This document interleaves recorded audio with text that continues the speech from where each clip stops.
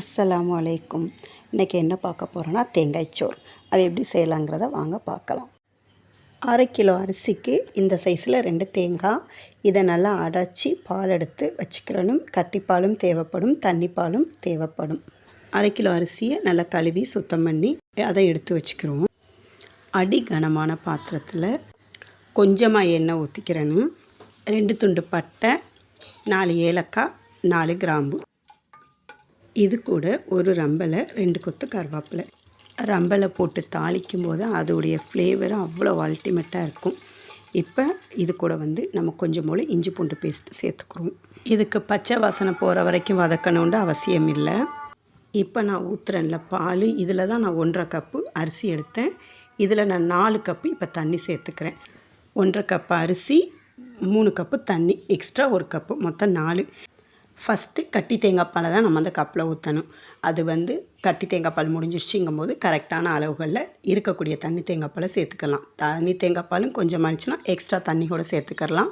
தண்ணி தேங்காய் பால் மிஞ்சிருச்சுன்னா அதை தூக்கி நம்ம வச்சிடலாம், ஊற்ற வேணாம். கரெக்டாக 4 கப் அளவு தான் இருக்கணும்.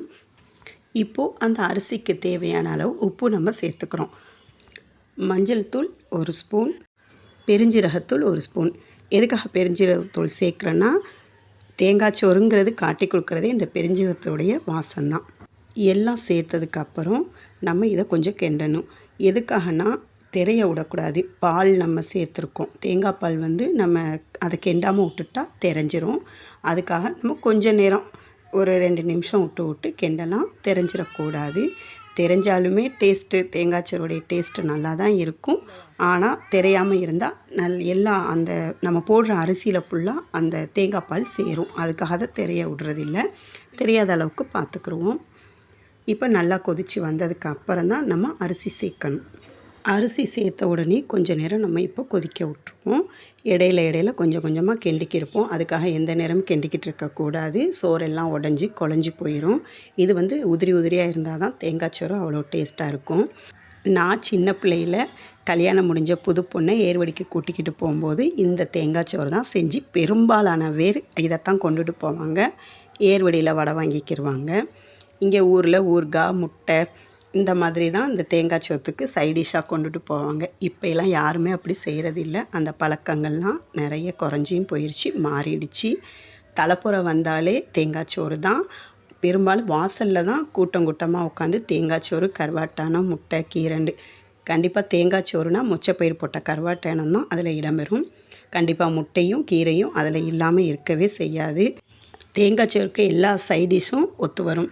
கனவா, விரால், சிக்கன் கிரேவி, மட்டன், பீஃப் எல்லாமே இதுக்கு ஒத்து வரும். இந்த தேங்காய் சோறுக்கு வெறும் சோறாகவே சாப்பிடலாம், அவ்வளோ டேஸ்ட்டாக இருக்கும்.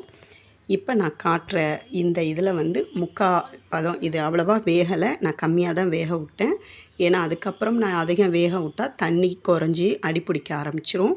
அதனால் நான் அரைவேக்காடை வேக விட்டதாலேயே கொஞ்சம் கொரப்பாக வர ஆரம்பிச்சிடும். கொருண்டு தண்ணியும் சோறும் சேர்ந்தாப்பில் வரும். வந்ததாலேயே நம்ம தம்மில் போட்டுற வேண்டியதான். இப்போ நான் ஸ்டவ்வில் போட்டிருக்கேன். கேஸ் ஸ்டவ்வில் பார்த்தா தெரியும் எந்த மாதிரி நான் தம் போட்டிருக்கேன்னு. லைட்டாக தான் தீயை நம்ம எரிய விடணும். ரொம்ப மைல்டாக தீயை எரிய விட்டு தான் நம்ம தம்மில் போடணும். கரண்டி வச்சு கிண்டாமல் அதோடைய நுனியை வச்சு தான் நம்ம கிண்டி பார்க்கணும். இல்லாட்டா சோறு குழஞ்சி போயிடும். இப்போ பார்த்தா தெரியும் எவ்வளோ அழகாக சோறு சூப்பராக வந்திருக்குதுன்னு. சமைக்கும்போது இன்ட்ரெஸ்ட் எடுத்து சமைச்சா எல்லா சமையலுமே நமக்கு ஈஸி தான். நீங்களும் ட்ரை பண்ணி பாருங்கள். கண்டிப்பாக உங்களுக்கும் பிடிக்கும். தேங்க்ஸ் ஃபார் வாட்சிங்.